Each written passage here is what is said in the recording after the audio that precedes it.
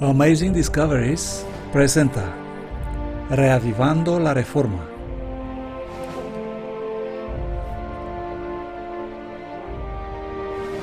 Presentado por el profesor Walter White.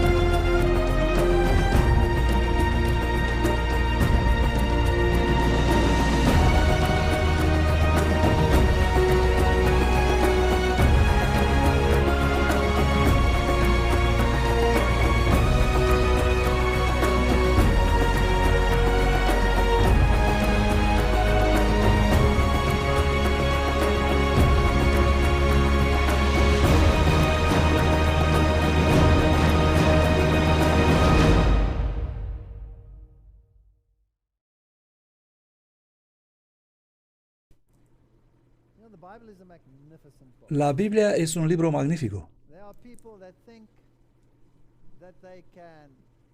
Hay personas que creen que pueden tomar el Nuevo Testamento y dejar el Antiguo Testamento atrás. Se pierde mucho de la riqueza de la palabra si haces eso. La Biblia es un libro completo y es tan profundo en su espiritualidad que nunca, jamás podrás agotar lo que tiene que ofrecer. Es imposible. Cada uno de los versículos bíblicos está cargado de significado. Jesús, refiriéndose al Antiguo Testamento, dijo: "Estas escrituras son los que dan testimonio de mí". Todos esos escritos son acerca de Jesús. Así que la Biblia no es solo un libro histórico. Ella nos da la historia de los orígenes. Nos da la historia de la lucha, de las fuerzas que son involucradas en la lucha entre el bien y el mal, corroborado con la arqueología y todos esos magníficos descubrimientos. Pero no es solo un libro de orígenes y de historia. Es un libro de salvación. Es un libro de salvación. Es un libro de profecía. Hay tantos aspectos de cómo podemos estudiar la Biblia. Es increíble. Cada uno de los relatos bíblicos debe tener al menos 3 aplicaciones, excepto aquellos que son directamente históricos y los relacionados con los orígenes. Así tenemos, por ejemplo, en cada relato tenemos una tipología. Una tipología es una promulgación de una mayor verdad que va a seguir después. Así que tenemos la tipología. Luego debemos de tener la escatología. Y la escatología es una visión futura de lo que está sucediendo. Y luego cada historia bíblica debe tener la soteriología, lo que significa que debe tener un aspecto de la salvación en ella. Cada historia. Cuando leen una historia bíblica, pregúntense: ¿qué me dice esto acerca de la salvación en Cristo? ¿Qué me dice sobre una mayor realidad que vendrá? ¿Y qué me dice sobre la escatología del cumplimiento futuro de las profecías? ¿Qué me dice? Si ponemos todo este paquete junto, entonces debemos tener siempre presente que la norma no va a ser nunca rota. Porque esto es, la Biblia no se trata de un libro común. Por lo tanto, si encontramos en la Biblia tipología, si encontramos en ella soteriología, historia de la salvación en Cristo, y encontramos en ella tipología, entonces debemos aplicarla en escatología. Y la tipología debe hablarnos acerca de los eventos. Si hacemos esto constantemente, entonces ya no nos perderemos en el atolladero de interpretación profética.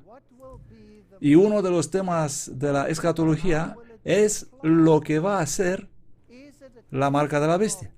¿Cómo se aplicará? ¿Se trata de un chip que es la teología moderna o tiene que ver con la ley de Dios? ¿Tiene que ver con la salvación y la transgresión de la ley de Dios? Y podemos encontrar la respuesta solo si estudiamos cuidadosamente la tipología. Aquí tenemos Génesis 12:1. Ahora Jehová había dicho a Abraham: sal de tu tierra y de tu parentela y de la casa de tu padre a la tierra que yo te mostraré. Esta es la salvación. Él es llamado fuera del mundo para ser un tesoro peculiar.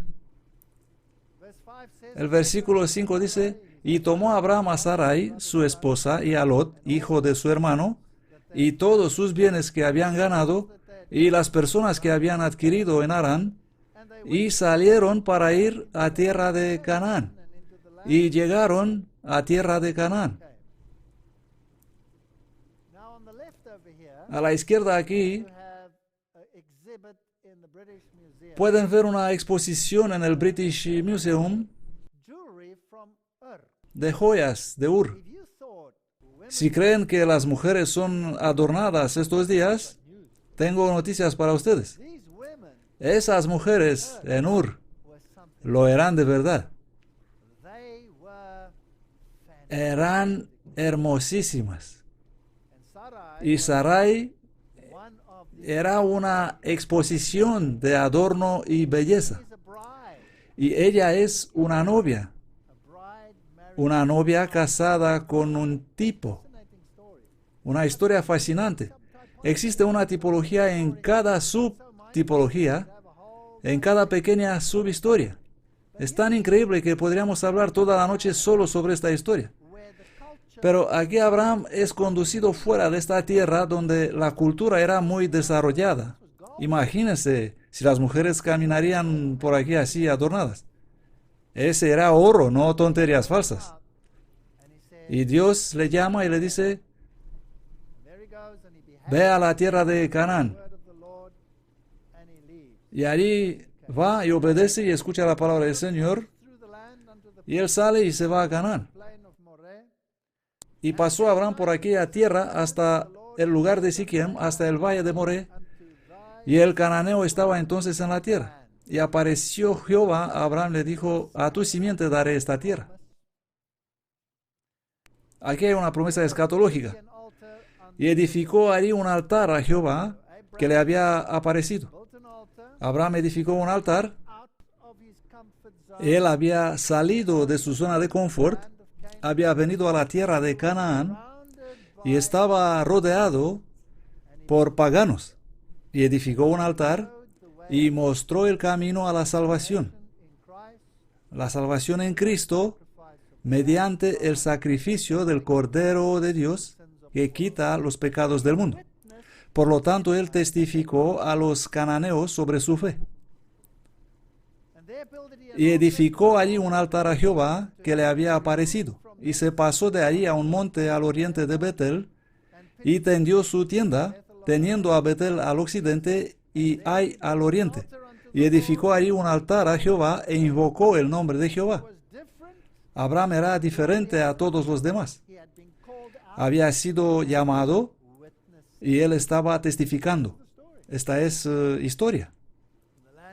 Y la tierra de Ur, por aquí en algún lugar, es el lugar donde sabemos que existió Babilonia. A continuación la Biblia dice: y Abraham viajó caminando recto hacia el sur, y hubo hambre en la tierra, y Abraham descendió a Egipto para peregrinar allá, porque el hambre era grande en la tierra. Génesis 12, 9, 10. Así que allá va y se queda sin suministros. Y dice, oh, necesito un camino seguro. No vamos bien por aquí, porque ya no hay nada. Venimos de la ciudad de Ur, vamos a bajar a Egipto. Vamos a cuidar de nuestras necesidades. Y ahora tengo un problema porque, ya saben, Sarai es hermosa y voy a tener problemas por ahí. Por lo tanto, leemos. Y aconteció que cuando estaba para entrar en Egipto, dijo a Sarai, su esposa, mira, sé que eres mujer de hermoso parecer. La traducción Rey Jaime dice, una mujer de hermoso semblante. En cuanto te vean los egipcios dirán, es su mujer, y me matarán a mí, y a ti te dejarán viva. Así que él mostró una enorme confianza en su relación con Dios. Di por favor que eres mi hermana. Ahora, él no estaba mintiendo porque ella era realmente su hermana por parte de su padre, pero ella no era exactamente su hermana. Por lo tanto, él torció la verdad. Para que me vaya bien por causa tuya y viva mi alma gracias a ti. Y aconteció que cuando entró Abraham en Egipto, los egipcios vieron que la mujer era muy hermosa, de hermoso rostro. La vieron también los príncipes de Faraón, y la alabaron delante del Faraón, y fue llevada la mujer a casa de Faraón. E hizo bien a Abraham por causa de ella. Así que Abraham recibe buen tratamiento. Y tuvo ovejas, vacas, asnos, siervos, criadas, asnas, camellos. Y luego Jehová hirió a Faraón y a su casa con grandes plagas. Tipología apuntando a escatología. Grandes plagas por causa de Sarai, esposa de Abraham. ¿Cuál era el problema? ¿Por qué no podía acoger a su esposa? ¿Era en contra de qué? En contra de la ley de Dios. ¿Cuál ley en particular? El séptimo mandamiento. Así que allí estaba la ley de Dios y se trataba de la transgresión de la ley. ¿Quién es el verdadero culpable de eso? Abraham es el verdadero culpable. Y Sarai va junto a él. Ella se puso la ropa del harem y no dijo una palabra. Se fue. Ella es culpable con él. Y ahí está. Y Faraón recibe las plagas. Entonces Faraón llamó a Abraham y le dijo, ¿qué es esto lo que has hecho conmigo? ¿Por qué no me dijiste que era tu esposa? ¿Por qué dijiste es mi hermana de manera que yo la tome por esposa? Ahora pues, he aquí tu esposa, tómala y vete. Y Faraón dio orden a sus hombres acerca de Abraham. Y ellos le expulsaron y a su esposa y todo lo que él tenía. Madre mía. Aquí estaba Abraham caminando a Egipto, pero no hay ninguna orden. Ve a Egipto para encontrar un supermercado que satisfaga tus necesidades. Él no construyó ningún altar porque él sabe que está en problemas. No quiere demostrar esto. Él lo construyó en Canaán, donde le dijo Dios, ve, pero aquí no construyó. Y luego estaba en juego la transgresión de la ley de Dios. Estaba temblando de miedo. Él realmente merece ser castigado, pero Faraón se hace con la peste. Y Abraham se marcha con su esposa y con todos sus bienes. Y se va mega rico. Esta es la historia de la salvación. En pocas palabras, tipológicamente. Todos somos pecadores. Estamos llamados a salir de la tierra de Ur y se nos dice peregrinar con Cristo a lo largo de la ruta. Tropezamos y caemos en el camino y vamos a Egipto. Tenemos miedo de lo que somos y de quién somos. Nos escondemos detrás de nuestras fachadas.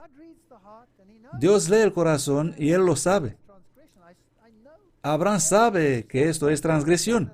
Sé que Abraham se habrá sentado en alguna esquina tranquila y lloró. Creo que sí. A mí tampoco me hubiera gustado ver el sucio ojo del faraón mirando a mi esposa. Y seguro hubiera sido realmente muy aterrorizado en permitir que algo así sucediera. Pues esa era su situación. Y ella se fue. Y luego viene la liberación. Abraham merece las plagas. Él no es mucho mejor que los demás. Pero él conoce a Dios, conoce la ley de Dios, lo quiere cumplir en su corazón.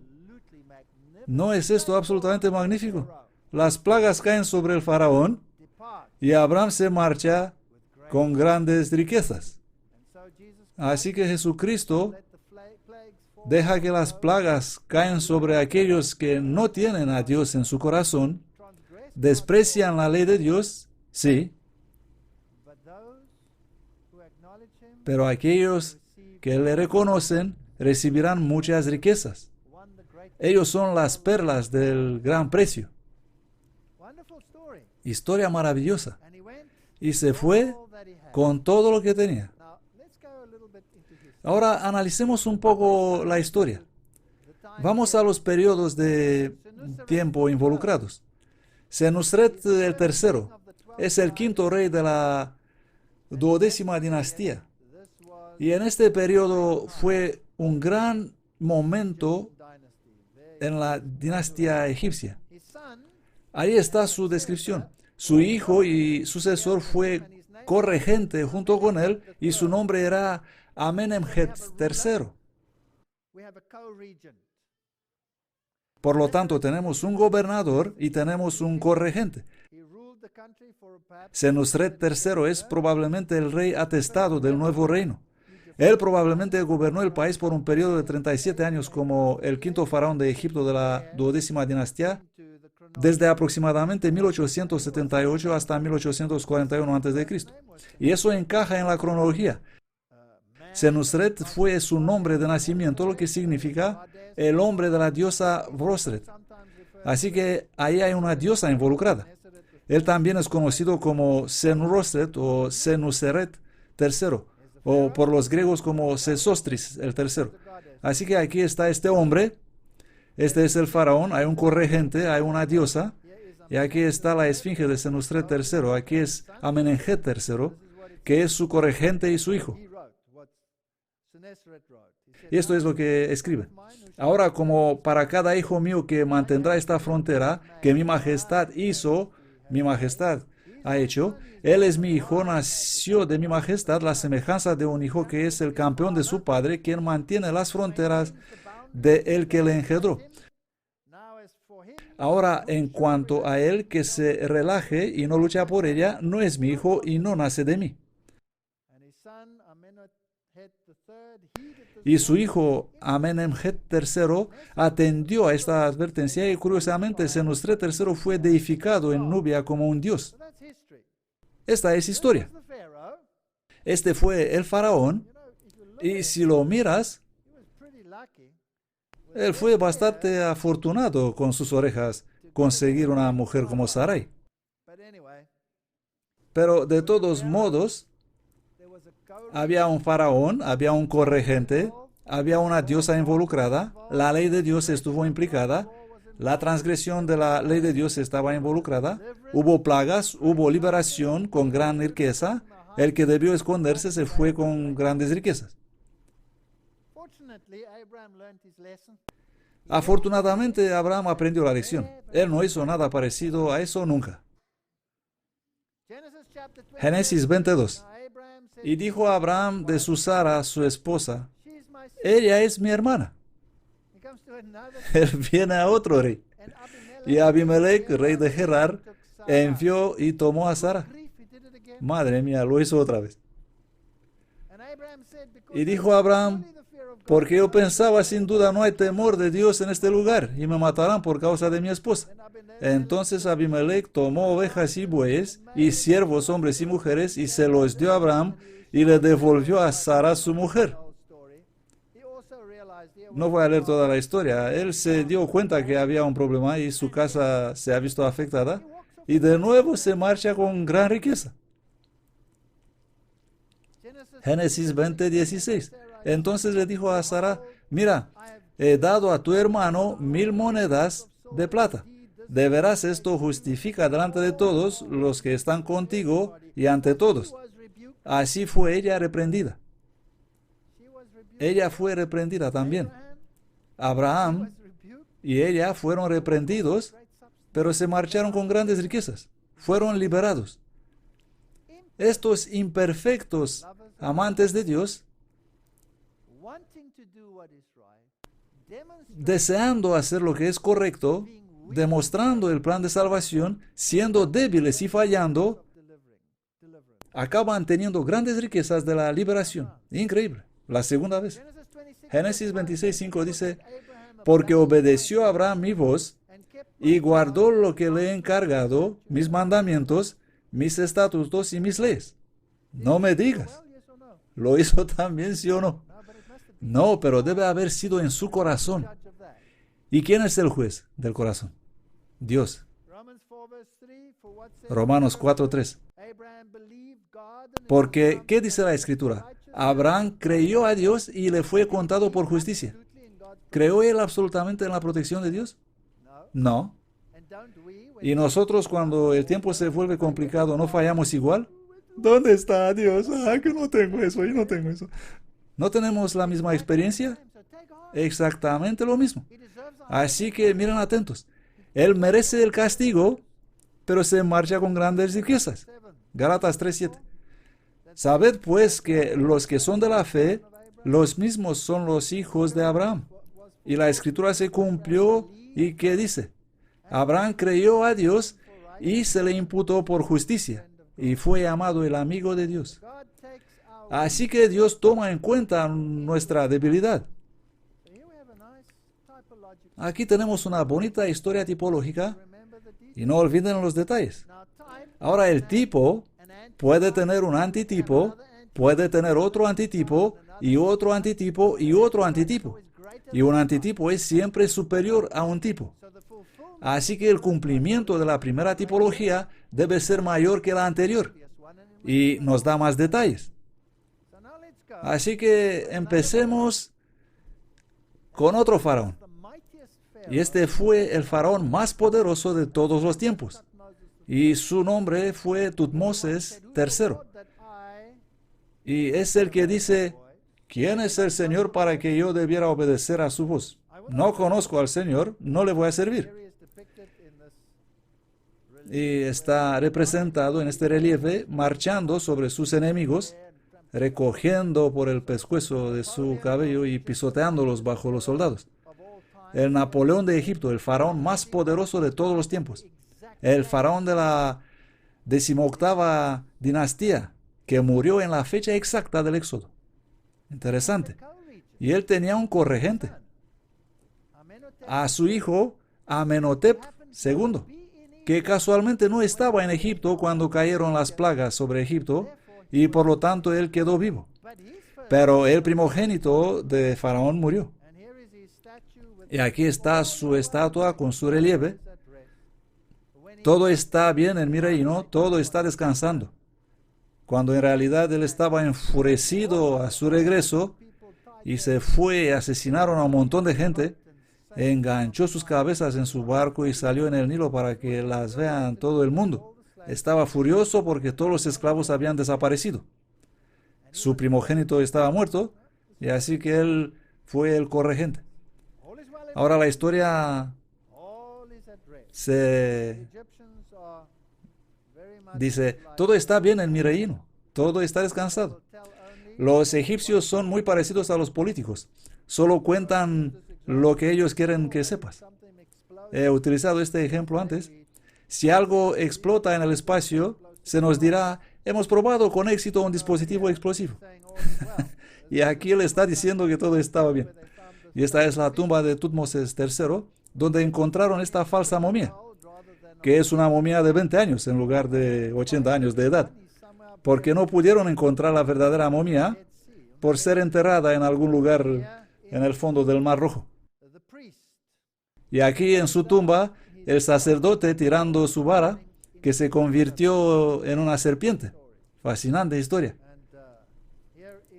Y aquí está la tumba de Amenhotep, o Amenofis II, el corregente, que es su hijo.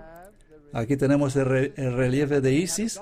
Tenemos una diosa dándole el Ankh, la vida. Recibe su vida de una diosa. Tenemos un corregente, tenemos un gobernador, tenemos una diosa. Y ahora llegamos a algo interesante.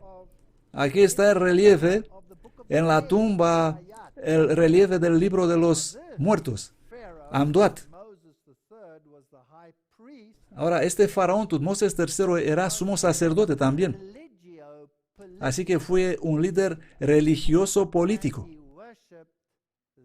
Y él adoraba los muertos. Fascinante. Así que ellos tienen el libro de los muertos en las tumbas. Osiris, el dios de los muertos.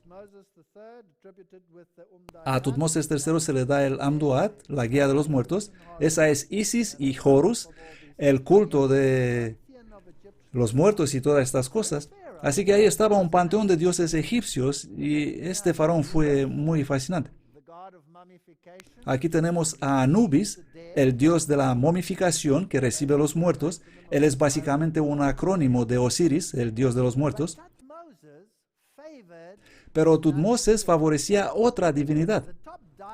La deidad más relevante del panteón egipcio era el dios Amun.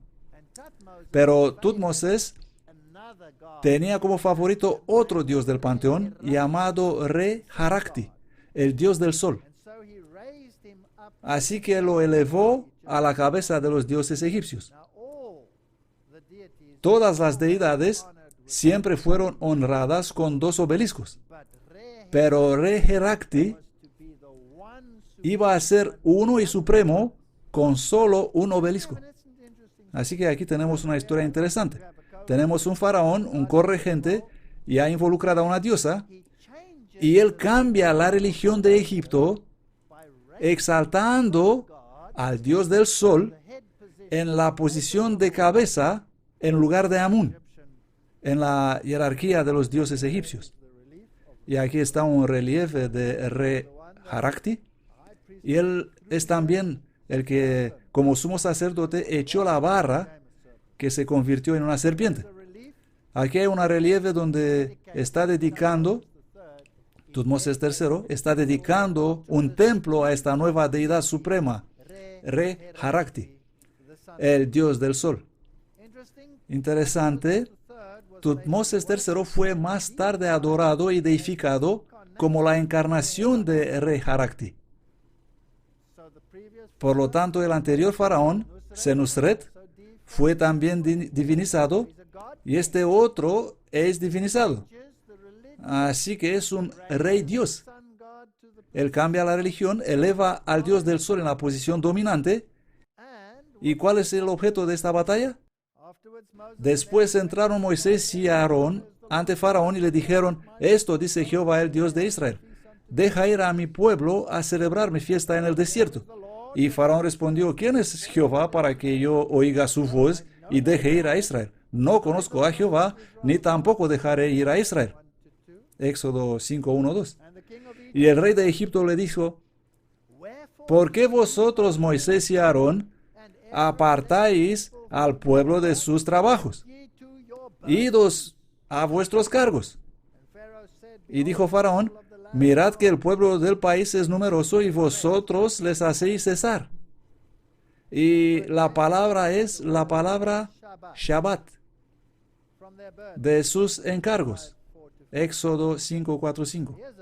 Así que aquí está un faraón deificado, líder religioso político, con un corregente que eleva al Dios del sol a la posición de preeminencia, y Él hace una ley. Él dice, vosotros no Shabbat, vosotros vais a trabajar. Hace una ley anti-sábado. Shabbat, la palabra Shabbat, a descansar, a desistir, a guardar, a observar el sábado. Así que Moisés había vuelto a introducir la ley de Dios, el sábado, y Faraón hizo una ley anti-sábado. Cuando el Faraón hizo una ley anti-sábado, ¿cómo le respondió Dios? Las plagas. Mediante las plagas. Pues jugó con la ley de Dios, toma plagas. Así que sangre, ranas, piojos, moscas, ganado, furúnculos, granizo, langostas, tinieblas, primogénito. Notemos que 4 de ellas se van a repetir en las 7 plagas del fin. Por lo tanto, esta es escatología y esta es tipología demostrando una escatología. La escatología debe estar en armonía con la tipología. Así que en la primera historia tipológica tuvimos mucho detalle. Supimos que fue la ley de Dios, supimos las partes culpables y supimos que uno se marchó con gran riqueza y otro recibió las plagas. Aquí lo mismo. Moisés fue tan justo, nunca se equivocó. ¿Sabían eso? ¿O no es así? Sí, él fue un asesino. Mató a alguien porque tenía su cinturón negro de karate. Y así que le dio y después le enterró en la arena para que nadie pueda encontrar. Por lo tanto, no fue perfecto. Pero la historia es que salen libres con gran riqueza. Y sacó a su pueblo con gozo, con júbilo a sus escogidos, y les dio las tierras de los gentiles. Y les dio las tierras de las naciones, y heredaron el trabajo de los pueblos para que guardasen sus estatutos y observasen sus leyes. Alabado sea Jehová. Y todas las riquezas de los egipcios fueron tomadas y dadas a los hijos de Israel, que murmuraron y se quejaron y gimieron y se rebelaron y fueron patéticos. Y sin embargo fueron librados con gran riqueza. Servimos un Dios maravilloso. Servimos un Dios maravilloso. Fascinante. Y Jehová dijo a Moisés, he aquí yo os haré llover pan del cielo, y el pueblo saldrá y recogerá cierta porción para cada día, para que yo lo pruebe si anda en mi ley o no. Esto es antes de Sinaí, Éxodo 16:4. Y aquí el maná cae, y cae cada día. 6 días lo recogeréis, pero el día séptimo, que es sábado, no habrá nada. Fascinante. Tened en cuenta que el Señor os ha dado el sábado. Por eso en el 6º día os da pan para 2 días. Todos deben quedarse donde están en el 7º día. Nadie debe salir. Éxodo 16:29. Aquí el pan cae. Y ellos cada día van a recoger. Y si tratan de recoger para 2 días, ¿qué sucede? El maná se pudre. Pero en el 6º día hay más cantidad y ellos pueden recoger para 2 días y no se pudre. Por lo tanto, cada sábado hay un milagro y el pan no se pudre. ¿Qué significa este pan? Representa el cuerpo de Cristo. Por lo tanto, el maná cae, representa el cuerpo de Cristo. En el 6º día hay 2 veces más y se prolonga hasta el sábado. Y el primer día otra vez hay pan. ¿Cuándo fue Cristo entonces crucificado y por lo tanto conservado conforme con la tipología? ¿En qué día? El viernes.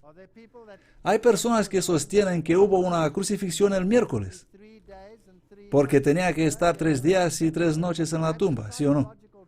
Esa es una parodia tipológica. No puede ser. O de lo contrario, el maná del miércoles debería resistir hasta el domingo por la mañana. La tipología me dice que no puede ser así.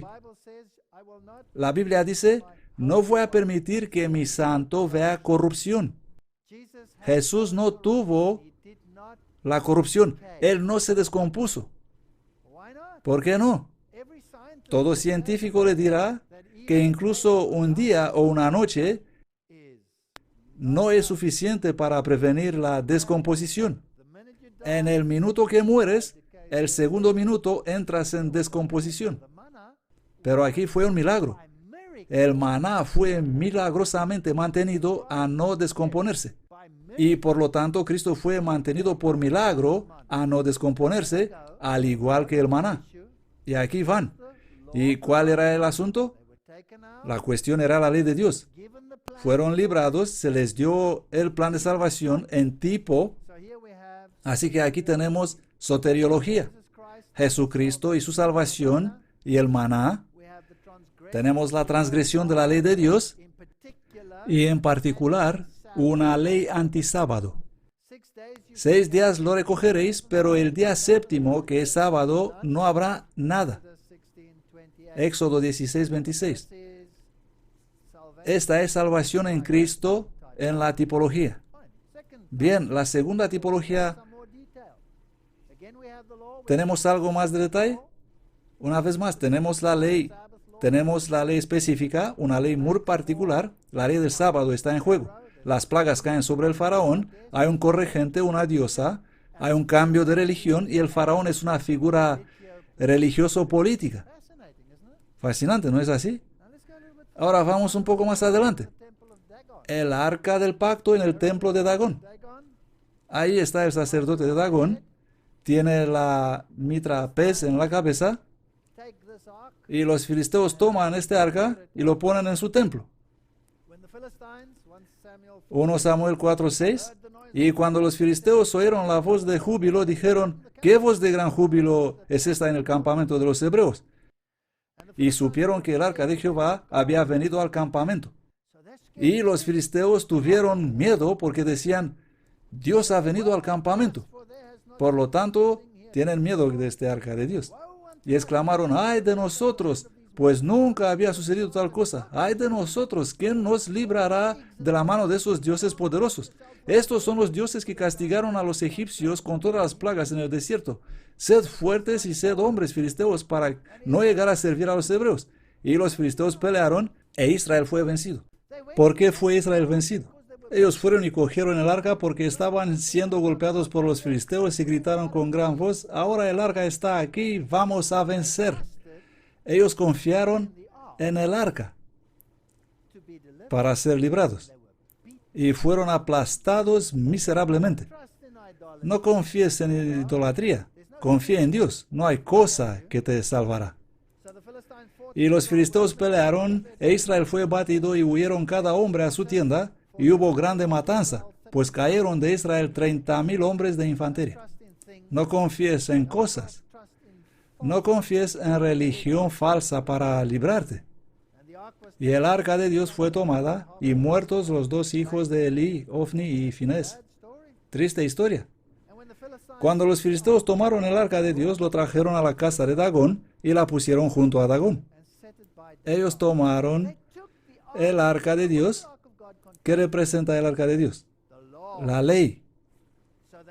Así que tomaron la ley de Dios en el arca y la sometieron a otra divinidad, a Dagón, el dios con mitra de pez. Y cuando los de Asdod se levantaron temprano en la mañana, he aquí Dagón había caído en tierra sobre su rostro delante del arca de Jehová. ¡Pum! Se cayó. Y ellos lo colocaron en su sitio de nuevo. El versículo 4, capítulo 5 dice, y cuando se levantaron por la mañana, he aquí Dagón estaba postrado en tierra delante del arca de Jehová, y la cabeza de Dagón y las 2 palmas de sus manos estaban cortadas sobre el umbral. Solo el torso de Dagón le fue dejado. 3 pequeños paquetes. Tronco, manos, cabeza. 3 paquetitos. No intentes someter el arca a otra persona, a otra divinidad. Y así ellos lo ponen en una carroza con vacas jóvenes que acaban de dar a luz y seguramente no irán en una dirección distinta a sus crías.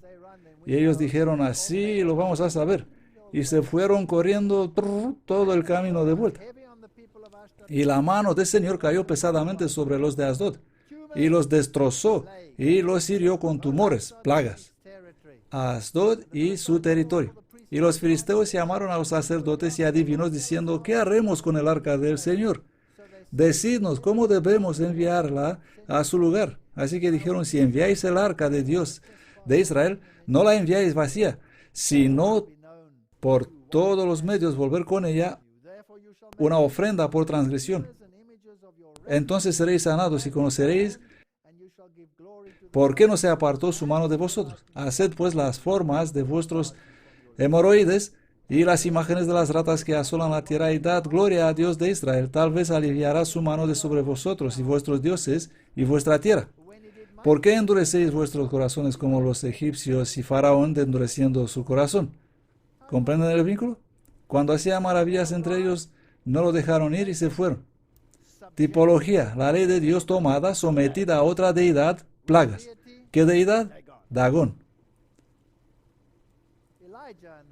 Elías y los profetas de Baal y Asera, o Ashtoret en algunas traducciones. Este es un templo de Baal. Fascinante. Este es Baalbek. Vamos a leer esta historia. Y aconteció que cuando Acab vio a Elías, Acab le dijo, ¿eres tú el que turba a Israel? Y él respondió, yo no he turbado a Israel, sino tú y la casa de tu padre, porque has dejado los mandamientos del Señor y has seguido a los Baales. Una vez más tenemos los mandamientos del Señor en juego. Ahora pues envía y reúneme a todo el Israel en el monte Carmelo, y a los 450 profetas de Baal y a los profetas de los bosquecillos, 400. Esa era Asera. Así que tenemos una deidad femenina, sacerdotes de una deidad femenina, y tenemos los profetas de Baal, que comen en la mesa de Jezabel. Tenemos una mujer, y la mujer en la tipología es una iglesia. Y en el Apocalipsis hay una mujer en la iglesia de la Edad Media llamada Jezabel. Y ella practica la adoración al sol. Ella conduce a los hijos de Israel a adorar al sol. Ella era una princesa fenicia. Entonces Acab envió a todos los hijos de Israel y reunió a los profetas en el monte Carmelo. Y Elías vino a todo el pueblo y dijo, ¿hasta cuándo estaréis entre dos opiniones? Si el Señor es Dios, seguidle, y si Baal, pues seguidle. Y el pueblo no le respondió palabra. No sé si se parece a ella, pero quién sabe. Segunda Reyes. Sabemos cómo termina la historia. Jezabel tiene una rabieta, Elías huye, todas esas cuestiones. El profeta predice lo que le sucederá a Jezabel. Finalmente se cumple, así que no voy a ir a través de toda la historia. La ley de Dios estaba en juego. Hubo una mujer, fue Jezabel. Hay dos conjuntos de sacerdotes. Y cuando Jehú había llegado a Jezreel, Jezabel lo oyó. Él vino para sentenciarla a muerte, por eso vino. Ella se puso pintura en los ojos y se adornó la cabeza y miró a través de una ventana. Una de las traducciones dice, ella alargó sus ojos. Así que ella usó todas estas pequeñas cosas externas. Y él dijo, tiradla abajo. Y ellos la tiraron, y parte de su sangre salpicó la pared y a los caballos, y él la oyó. Y cuando entró, comió y bebió. Luego dijo, id ahora, mirad a esa maldita mujer, y enterradla, porque fue hija de rey. Así que fueron a enterrarla, pero no encontraron de ella solo su calavera, los pies y las palmas de sus manos. 3 paquetitos. Tup, tup, tup. 3 paquetitos. Ahora vamos a un segundo Elías. Y sus discípulos le preguntaron diciendo, ¿por qué pues dicen los escribas que Elías debe venir primero? Y respondiendo Jesús les dijo, Elías realmente va a venir el primero y restaurará todas las cosas. Pero os digo que Elías ya ha venido Ellos no lo conocieron, pero le hicieron lo que quisieron. Del mismo modo, también el Hijo del Hombre padecerá de ellos. Entonces los discípulos entendieron que le hablaba de Juan el Bautista. Mateo 17, 10, 13. Así que aquí está la historia tipológica. La historia de Elías fue un tipo, y aquí encontramos un cumplimiento en el antitipo. Y habrá un cumplimiento final en un Elías final que restaurará todas las cosas. Un antitipo del antitipo. Bien. Este es el lugar donde Jesús fue bautizado. Este es el lugar donde dicen que ocurrió en Israel.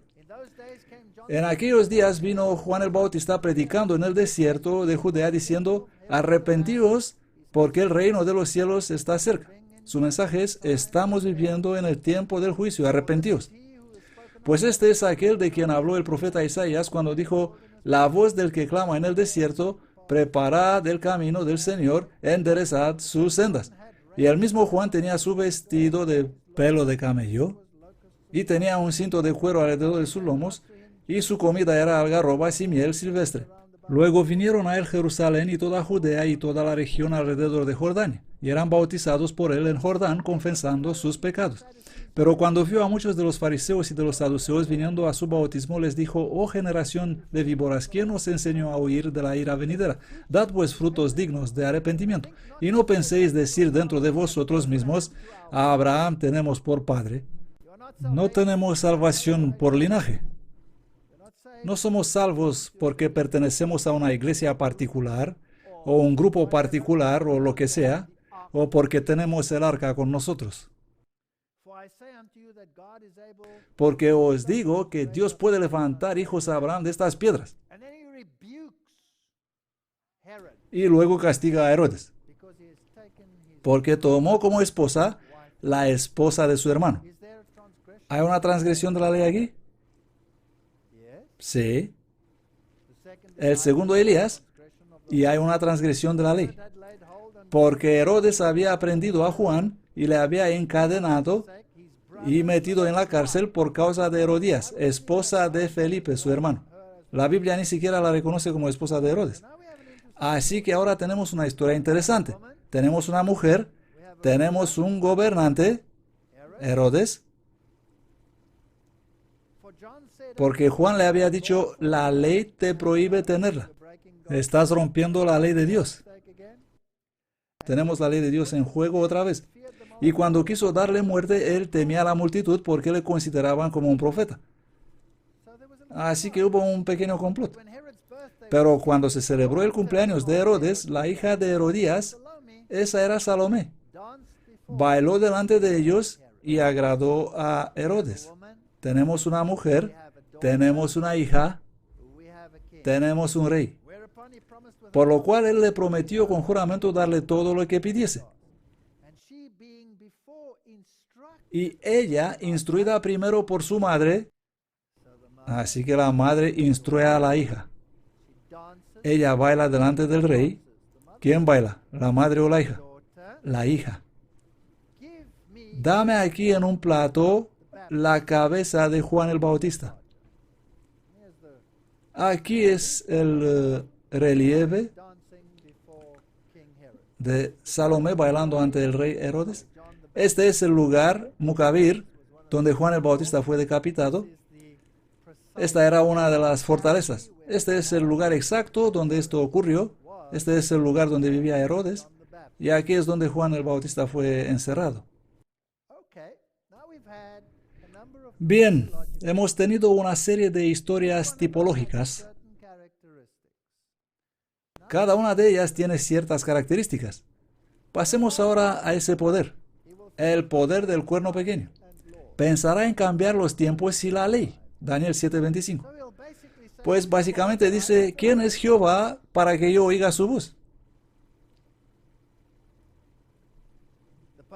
El Papa tiene poder para cambiar tiempos, para abrogar leyes y para prescindir de todas las cosas, incluso de los preceptos de Cristo.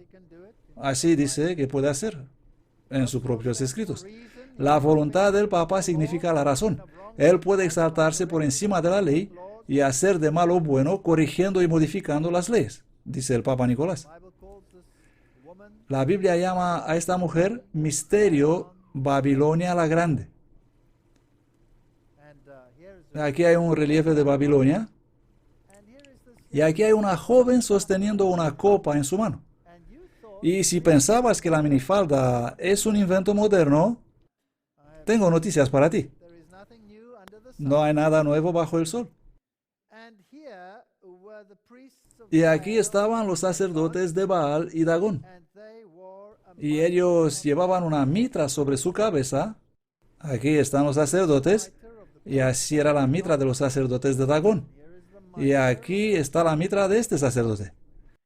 ¿Es posible que el Papa tomará la ley de Dios y lo pondrá en su templo y lo someterá a Dagón?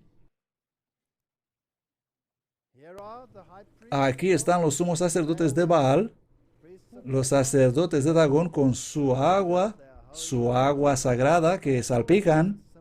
Este es el símbolo de la deidad, el dios Sol, con las olas, con estas cosas ondeadas.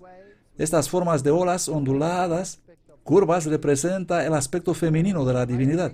Un sumo sacerdote de Dagón y un sumo sacerdote de hoy. Oh, hay todo un ejército de ellos. Todos llevando la mitra de Dagón.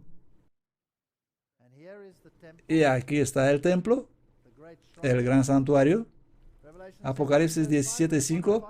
Y en su frente había un nombre escrito: Misterio, la gran Babilonia, la madre de las rameras y de las abominaciones de la tierra. Y adoraron al dragón que dio autoridad a la bestia, y adoraron a la bestia diciendo: ¿quién es como la bestia y quién podrá luchar contra él? Y cuando entras en el Vaticano, el símbolo del dragón está en todas partes, porque es el símbolo de Roma y está en el escudo papal. Es el símbolo de la ciudad del Vaticano. Por lo tanto, poniendo la ley de Dios en el templo de Dagón, los sacerdotes de Dagón, con sus mitras pez, y ahora tenemos un sacerdote moderno de Dagón, con su mitra pez, clamando que él es un rey Dios, afirmando que puede cambiar la ley de Dios. ¿Y qué hizo él a la religión? De todos los cultos paganos, el de Mitra fue el rival más formidable del cristianismo. Estoy citando historia, que ejerció una influencia notable. Muchas de las prácticas actuales vienen del mitraísmo. El 25 de diciembre era el cumpleaños de Mitra. El primer día de la semana dedicado al sol era su día santo, a diferencia del sábado judío. Los mitraístas también practicaban el bautismo con la sangre de un toro y la confirmación, y esperaban la salvación mediante la Eucaristía de la última cena. La ética mitraica, como la cristiana, era ascética y pura. Así que aquí es una forma de piedad, pero una religión totalmente diferente, que era el culto al sol. Y ese es Mitra y parece tener una bonita relación con esta águila. Será hipnotizándola. Había 7 grados en el mitraísmo. Y aquí están todos. El más alto era el Padre, bajo Saturno. Y ahí había una congregación, y el sacerdote que había una congregación se llamaba Padre. ¿Tenemos una religión como esa hoy en día? Un miembro mitraísta podía ser miembro de más de una secta. ¿Tiene el sistema religioso católico más de una orden religiosa dentro de sus filas? ¿Puedes elegir ser un dominicano, un jesuita o un franciscano o lo que sea que quieras? Sí, puedes. En el año 70, Tito y sus legiones cayeron sobre Jerusalén, reduciendo gran parte de ella a escombros junto con su hermoso templo. 60 años más tarde, los judíos nacionalistas intentaron de nuevo, bajo Bar Kokhba, un falso mesías, fueron vencidos una vez más, y en el año 135 Jerusalén sufrió un segundo y más destructivo ataque, cuando el emperador Adriano aniquiló el Estado judío.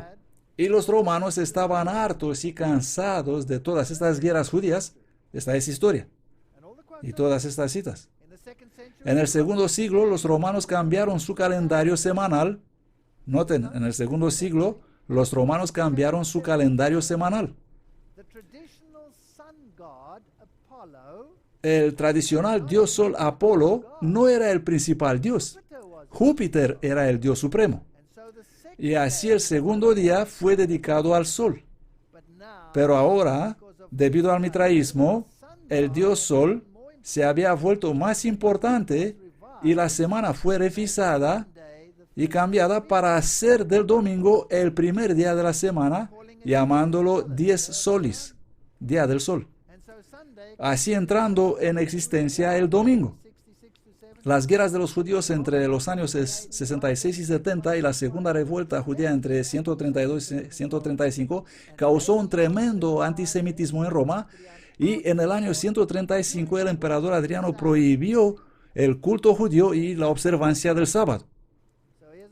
Así que aquí está la ley, y hay un emperador romano que dice, no guardes el sábado. Y él cambia a los dioses, toma la segunda deidad del panteón y lo eleva al primer lugar, y cambia el ciclo semanal para hacer del domingo el primer día de la semana dedicado a Mitra. Esto provocó una crisis para los cristianos que se vieron obligados a distanciarse de la religión judía.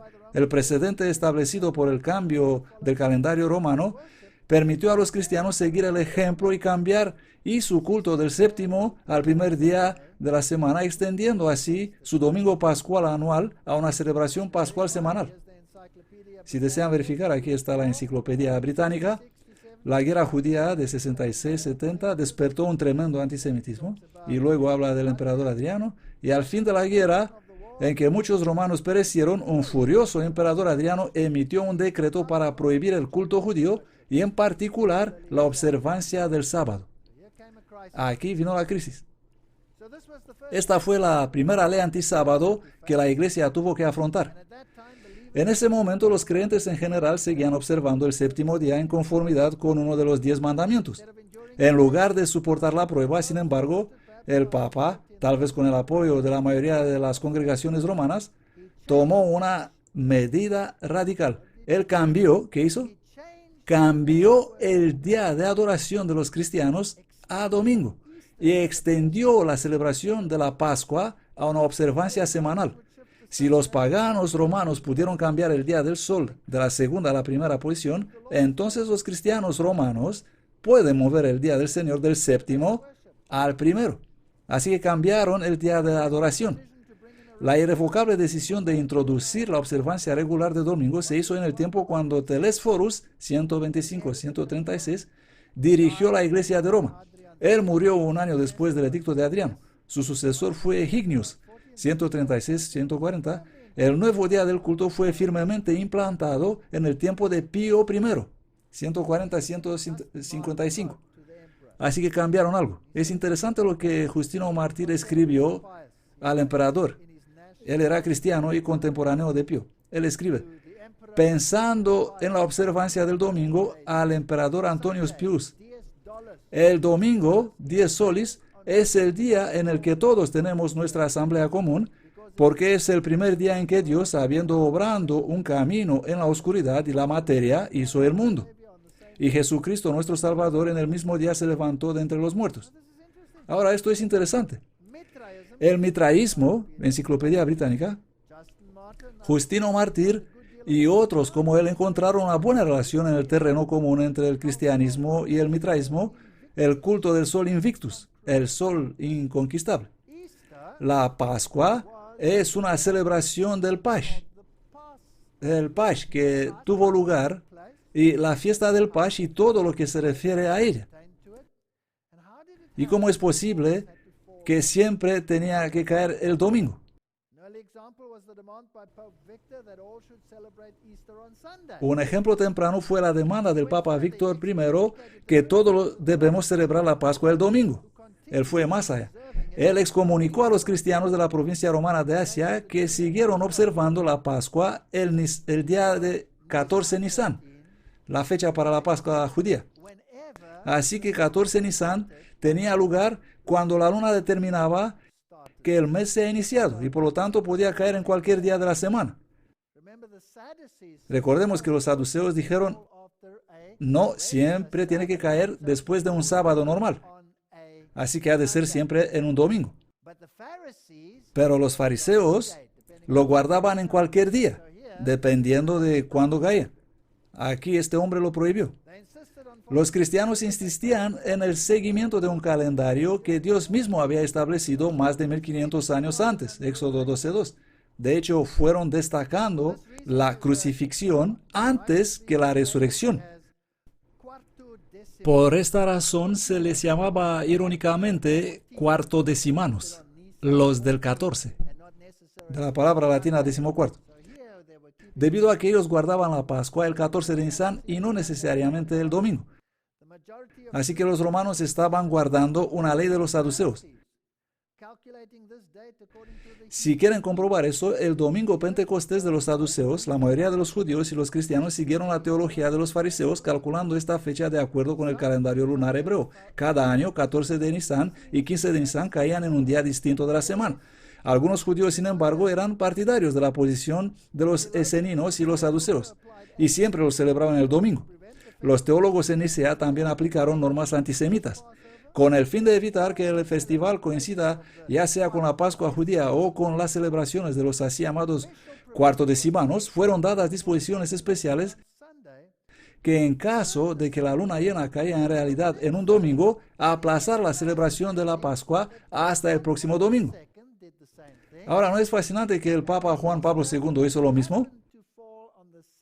Y cuando la Pascua cayó en el mismo día de 14 Nisan, él lo cambió por una semana. Esto ocurrió en el año 2001. La luna llena cayó en domingo 8 de abril, que coincide con la Pascua judía. La Pascua fue entonces retrasada una semana y celebrada el domingo 15 de abril. El culto del domingo fue introducido por los romanos. Y los cristianos romanos siguieron el ejemplo y adoptaron una postura en contra de los que seguían la tradición judía. Aquí se puede leer en la enciclopedia judía que describe que los saduceos fueron los que siempre no guardaban el domingo. Así que esto no era bíblico. La invención papal del domingo de Pascua es repleta de paganismo. Sin embargo, en el concilio de Nicea, el emperador Constantino lo apoyó y lo impuso en todos sus territorios. Su razonamiento fue también claramente antisemita. Él escribió: «Vamos pues a no tener nada en común con la detestable multitud judía, porque nosotros hemos recibido de nuestro Salvador un camino diferente». Ahora recuerde que el emperador, el título de Pontifex Maximus, fue transferido al papado, que hoy mantienen el dicho título, y por lo tanto el papa es un emperador. Constantino, a pesar de su conversión, fue casi con certeza un mitraísta. Su arco triunfal construido por él después de su conversión, ofrecido al dios Sol o al Sol inconquistable. Él nunca dejó de honrarle, manteniendo su imagen en sus monedas. También él alzó una estatua de dios Sol teniendo sus rasgos en el foro y otra para la madre diosa Cibeles, pero ella fue representada en una postura de oración cristiana. Ella se transformó más tarde en María. Constantino heredó el título Pontifex Maximus, sumo sacerdote, al que añadió el título de obispo de los obispos y vicarius Christi, todos los títulos del papado. Y él hizo una ley. En el venerable día del sol, los magistrados y las personas que residen en las ciudades y todos los talleres cerrarán. Edicto de Constantino, año 321. Aquí está la cosa interesante. Esta es una ley dominical, pero no es una ley antisábado. ¿Qué tipo de ley hizo Faraón? Él hizo una ley antisábado. Él dijo: «Tú, Moisés, que haces el pueblo cesar, vete a tus asuntos». Echemos un vistazo a este otro faraón. Solo un poco más tarde, en el año 360, la Iglesia Romano-Católica hizo esta ley. Los cristianos no van a judaizar, guardar el sábado, ni estar sin hacer nada el día sábado, sino que deben trabajar en ese día. Pero ellos deben honrar particularmente el día del Señor. Consejo de la Laodicea, Canón 29. ¿Qué tipo de ley es esta? Esta es una ley antisábado y una ley dominical, las dos en una. Bueno. Vamos a la iglesia principal de la iglesia romano-católica. Esta es la iglesia principal, la iglesia de San Juan de Letrán. Este es siempre el lugar donde el Papa habla ex cátedra. Este es el lugar donde siempre es coronado el Papa. Excepto los últimos dos, por el espacio demasiado pequeño, tuvieron que cambiar a San Pedro. Pero esta es la iglesia principal. Esta es Mater Ecclesia, la iglesia madre. Aquí está el ave fénix, resurgiendo de la ceniza. En el pórtico de entrada, el Ecclesiarium, la madre de todas las iglesias.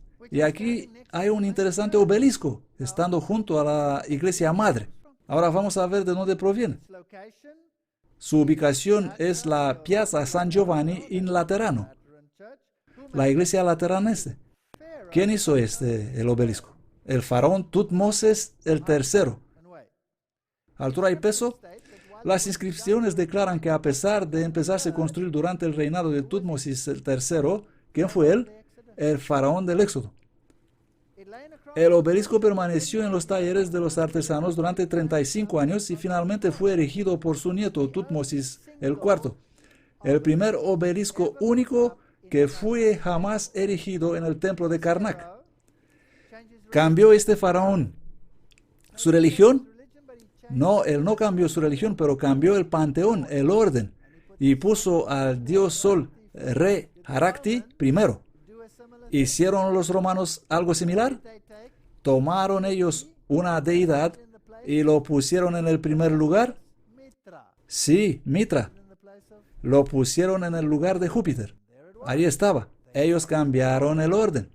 Hicieron el primer día, el día de adoración, el día del sol. Y tienen un solo obelisco. Y fue removido bajo las órdenes del emperador romano Constantino, que deseaba ponerlo en su nueva capital, pero murió antes de hacerlo. Y su hijo y sucesor, Constancio, lo trajo a Roma, donde fue reerigido en el Circus Maximus. En alguna fecha desconocida y por algunas causas desconocidas, el obelisco cayó. Y no fue hasta el siglo XVI, cuando el Papa Sixto V, el 3 de agosto de 1588, después de más de un año de esfuerzo, trajo el obelisco y lo plantó en la Plaza San Giovanni en Laterano, donde ha permanecido desde entonces, con una cruz cristiana en el vértice. El más alto obelisco de Roma, el más grande y antiguo obelisco egipcio en el mundo, con un peso de 230 toneladas. Originalmente del templo de Amón en Karnak, donde tomó el lugar de la deidad principal. Y esta es la ley sometida a otro dios, y el día de adoración cambiado. Traído a Roma por Constancio II en 357 para decorar la espina del Circo Máximo, encontrado en 3 piezas en 1587. 3 pequeños montones. Pum, pum, pum. Me gusta esto. Es divertido. Ahí está, totalmente restaurado. Está un poco más corto de lo que era, porque tuvieron que hacer uno de 3 partes. Y ahí está la orla de Tutmosis III. Fascinante. Y tenemos un dios, el mitraísmo, adoración solar. Y tenemos el águila, el mismo que Mitra abraza. Este es el símbolo del Papa Pío, Pontifex Maximus. Todo su título en el Vaticano. Él utiliza los mismos símbolos. Recordemos que a Tutmosis III se le atribuye la guía para el inframundo, Amduat, que encarna el culto a los muertos. ¿Recuerdan eso, no? Bueno, yo soy el Dios de Abraham y el Dios de Isaac y el Dios de Jacob. Dios no es Dios de muertos, sino de vivos. Mateo 22:32. Él no es Dios de los muertos, sino el Dios de los vivos, así que vosotros mucho eráis. Marco 12:27. Porque Él no es Dios de los muertos. Dios se asegura que hay 3 que testifiquen que Él es Dios de los vivos. Veneración a los muertos, consultar de los muertos. No se ha hallado en ti quien haga pasar a su hijo o a su hija por el fuego, ni quien practique adivinación, ni que observe los tiempos, ni agorero, ni brujo, ni hechicero, ni encantador, ni que consulte los espíritus familiares, ni espiritista, ni quien consulte a los muertos. Porque es abominación a Jehová cualquiera que hace estas cosas, y por estas abominaciones Jehová tu Dios las echa delante de ti, a estas naciones. Dios no tiene nada que ver con esos muertos. Cualquiera persona que tocaba a un muerto o un sepulcro era considerada inmunda y no podía tomar parte en el culto en el templo. Y cualquiera que en el campo abierto tocare a alguno que ha sido muerto a espada, o un cuerpo muerto, o hueso humano o sepulcro, 7 días será inmundo. Y Jehová dijo a Moisés: habla a los sacerdotes y hijos de Aarón, y diles que no se contaminen por un muerto entre su pueblo. Levítico 21:1. Vamos a una catedral. Este es el lugar de la adoración del sol. Este es el símbolo del sol. Esta es una gárgola, un símbolo de demonología. Los pilares, al igual que Stonehenge, con una rueda solar en la parte delantera. Las catedrales son construidas en sitios paganos donde los muertos fueron venerados y empleados como mediadores. Entras en una catedral y caminas sobre cadáveres. Estás rodeado de cadáveres. No se puede decir una misa sin un hueso o una reliquia de un santo bajo el altar. Ahí está el cadáver bajo el altar. Y ahí hay otro. Cuando vas a una catedral, caminas sobre los cadáveres. Si visitas una catedral católica romana, verás el símbolo del dios de la muerte. Y la calavera y los huesos. Y tiene una fraternidad que se llama Calavera y Hueso, Skull and Bones. Y ahí tienes a Anubis. Y ahí tienes el ave fénix resurgiendo de las cenizas. Todo esto viene de los egipcios, y aquí en este monasterio tenemos todos los monjes muertos expuestos aquí. Porque el catolicismo enseña que cada uno de estos muertos, santos monásticos, tienen virtudes, de donde tú puedes ganar virtud para aumentar tu falta de virtud. Por lo tanto, cuando vas y oras delante de estos huesos, o tocas estos huesos, la virtud se te está transferida. Y ellos te facilitan el camino para que puedas ir al cielo. Este es paganismo. Esta es la máxima expresión del paganismo. Vamos a Apocalipsis 13. Hay 2 bestias. Así que hay un regente y hay un corregente. También hay unas mujeres. Esas son iglesias. Fascinante. La primera bestia recibe adoración y adoraron al dragón que había dado autoridad a la bestia, y ellos adoran a la bestia diciendo: ¿quién es como la bestia? ¿Quién es capaz de hacer la guerra con él? Por lo tanto, tenemos un regente, tenemos un corregente, tenemos una Herodías, tenemos una Salomé. Los Estados Unidos, la segunda bestia. Y miré otra bestia que subía de la tierra, y tenía 2 cuernos como un cordero, y hablaba como un dragón. Aquí hay uno que representa al cordero, al cristianismo, pero habla como un dragón. La primera bestia hablaba como un dragón, por lo que se convertirá en un poder perseguidor como la primera bestia. Y ejerce toda la autoridad de la primera bestia delante de ella, o en su nombre, si lo desean. Y hace que la tierra y los moradores de ella adoren a la primera bestia cuya herida mortal fue sanada. El arzobispo Kingley dijo: cuando los Estados Unidos dominarán el mundo, la Iglesia Católica gobernará el mundo. Dijo esto en el año 1903. La tipología me dice que cuando se trata de la última cuestión de salvación, la ley de Dios estará en juego. ¿Una ley en particular? ¿Qué decía la tipología? El sábado en particular. Habrá un regente, habrá un corregente, habrá 2 mujeres, y la una, la hija. Ahora, ¿quién se llama la madre de todas las iglesias? Roma, acabamos de leerlo en San Juan de Letrán. La madre dará instrucciones a la hija, y la hija va a bailar delante del rey. Cuando los Estados Unidos dominarán el mundo, la Iglesia Católica gobernará el mundo. Abraham Lincoln. La historia es interesante. Es el deber de las naciones, dijo él, y de los hombres mantener su dependencia del soberano poder de Dios y reconocer la sublime verdad anunciada en las Sagradas Escrituras y confirmada por toda la historia, que solo son bendecidas las naciones para las cuales Dios es el Señor.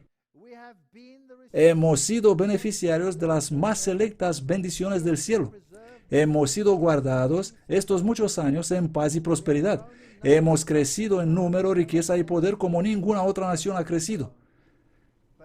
Pero hemos olvidado a Dios. Hemos olvidado la mano de la gracia que nos mantiene en paz y que nos ha multiplicado y enriquecido y reforzado. Y vanamente hemos imaginado en el engaño de nuestros corazones que estas bendiciones fueron producidas por alguna sabiduría superior nuestra o por nuestras propias virtudes. Juan fue de directo. Y hacía que todos, pequeños y grandes, ricos y pobres, libres y siervos, reciban una marca en su mano derecha o en sus frentes, y que ninguno pudiese comprar ni vender, sino solo el que tuviese la marca o el nombre de la bestia, o el número de su nombre. ¿Puede ser esto un chip de ordenador? ¿Qué me dice la tipología? La tipología me dice que la cuestión será la ley de Dios. Ese es el problema. Y las plagas caerán. Por lo tanto, la marca de la bestia es... El domingo es nuestra marca de autoridad.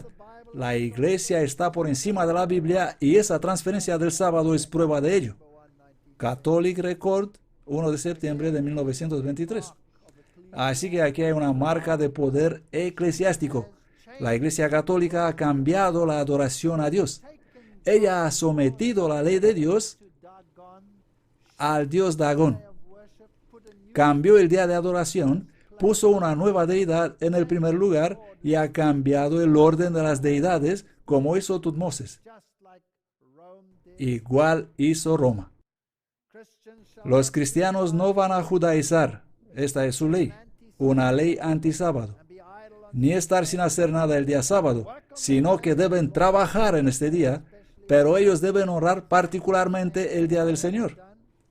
Exactamente como hizo el faraón. Hay una alianza mística llamada Babilonia que tiene 3 componentes: el dragón, la bestia y el falso profeta. Y vi 3 espíritus inmundos como ranas saliendo de la boca del dragón. Todo eso tiene que ver con la actividad demoníaca, el movimiento de la nueva era, el espiritismo y todo lo demás. Y saliendo de la boca de la bestia, el catolicismo, y de la boca del falso profeta. Y el falso profeta es el único que hace milagros y está asociado a la segunda bestia. Esta es la hija. El protestantismo apostatado que ha abandonado al Señor y sigue a Baal y Asera. Pues ellos son los espíritus de demonios que hacen milagros, que irán a los reyes de la tierra y a todo el mundo para reunirlos para la batalla de aquel gran día de Dios Todopoderoso. Aquí está la paciencia de los santos. Aquí están los que guardan los mandamientos del Señor y la fe de Jesús. Y Babilonia es recordada y recibe las plagas. ¿Y caerán en cuántas piezas? 3. Jezabel, 3 trocitos. Dagón, 3 pequeños montones. El obelisco de Tutmosis, 3 paquetitos. El antitipo, 3 montoncitos. La triple alianza de la falsa adoración está rota y cae delante del arca de Dios. Apocalipsis 16-19. Y la gran ciudad fue dividida en 3 partes. Y las ciudades de las naciones cayeron. Y la gran Babilonia vino en memoria delante de Dios para darle la copa del vino del furor de su ira. He aquí yo os envío al profeta Elías antes de la venida del grande y terrible día de Jehová. Elías fue un tipo para el fin. El problema es la ley de Dios. La cuestión absoluta será el sábado. La tipología dice que no puede ser otra cosa. No se puede violar la tipología. Existen los mensajes de los 3 ángeles. El evangelio eterno, la hora del juicio ha llegado. Babilonia ha caído, se ha convertido en casa de demonios y de todo pájaro inmundo y detestable. Salid de ella, pueblo mío. Y no acepten esta marca de la bestia. Este culto falso, esta sustitución de la deidad de la Biblia con otra deidad y otro día. Como hizo Tutmosis, igual hace Roma. Y si os parece mal servir al Señor, elegid este día a quién serviréis. o a los dioses a quienes servían vuestros padres en la otra parte del río, o a los dioses de los amorreos en cuyos países habitáis ahora, pero en cuanto a mí, yo y mi casa serviremos a Jehová. ¿Y quién va a pedir la aplicación de la marca de la bestia? ¿Es la madre? ¿Es Herodías? ¿O es Salomé quien pedirá? Y Salomé dirá: dame la cabeza del antitípico Elías del fin del tiempo. La hija, el mundo protestante, va a pedir a los reyes del mundo: dame la cabeza del antitípico Elías. ¿Y qué va a suceder? Será prohibido guardar la ley de Dios, será promulgada una ley antisábado, y las plagas caerán. Y el pueblo de Dios se marchará bajo la protección del gran Yo Soy. ¿Por qué somos perfectos? No, damos pena y somos ciegos y desnudos. Estudia la tipología y asegúrate de si el perfeccionismo encaja en la tipología. Si lo hace, yupi, eres bueno. Pero si no lo hace, entonces no creas demasiado en ti mismo. No creas demasiado en ti mismo. Todos somos miserables, pero no soy salvo en la cuenta de mi perfección o mi miserabilidad.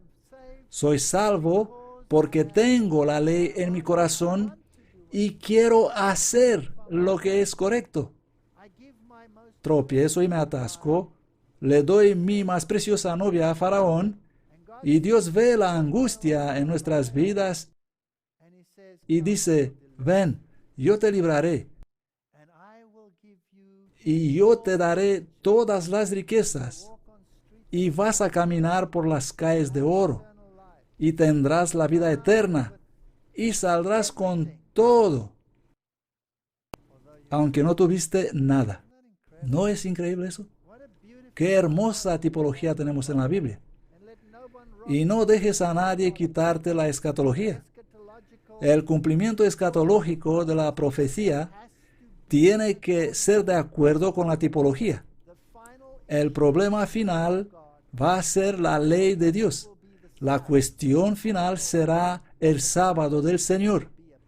Y la cuestión final será la lucha de la madre y la hija contra el antitípico Elías, que predica los mensajes de los 3 ángeles.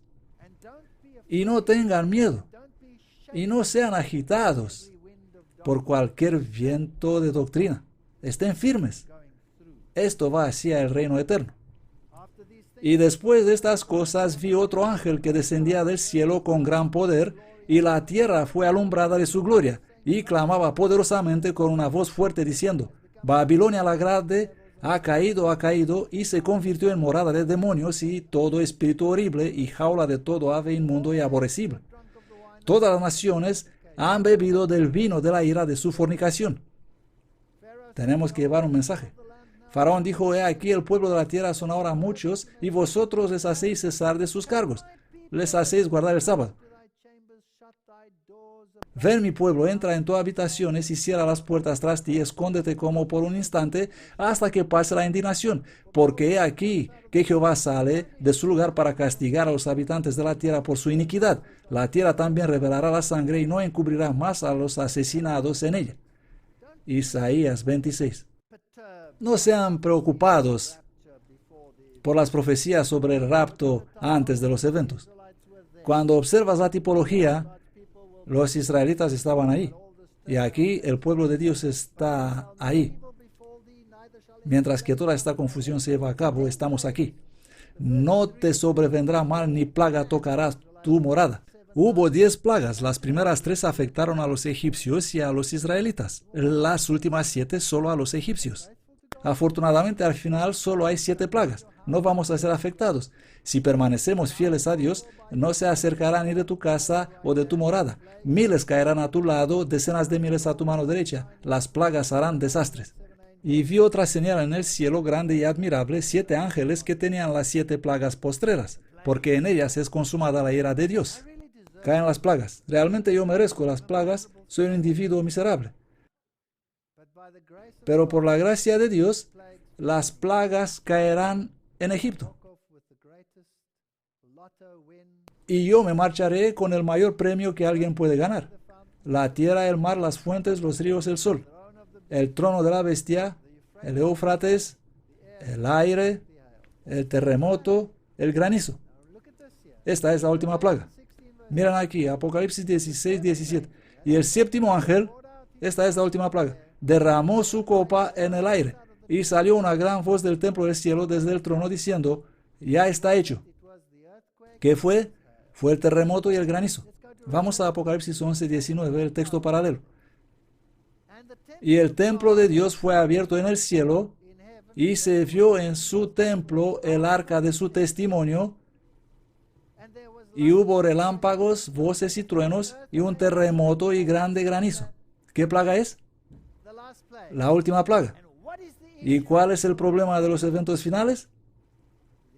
El arca de Jehová. No sometas la ley de Dios a Dagón. No cambies su día de adoración cambiando el ciclo. No sustituyes a Dios con un inferior 10 solis mitraico del Dios Sol. Y no juegues con el sábado. No recibas la marca de la bestia, porque amaron la alabanza de los hombres más que la alabanza de Dios. No tengan miedo de ser un individuo y de amar a Dios más que la alabanza de los hombres. Jesús viene pronto. La teología que hemos predicado por más de 120 años es verificada por la tipología, la escatología, la soteriología. Y nosotros no somos maravillosos y geniales, pero Él es.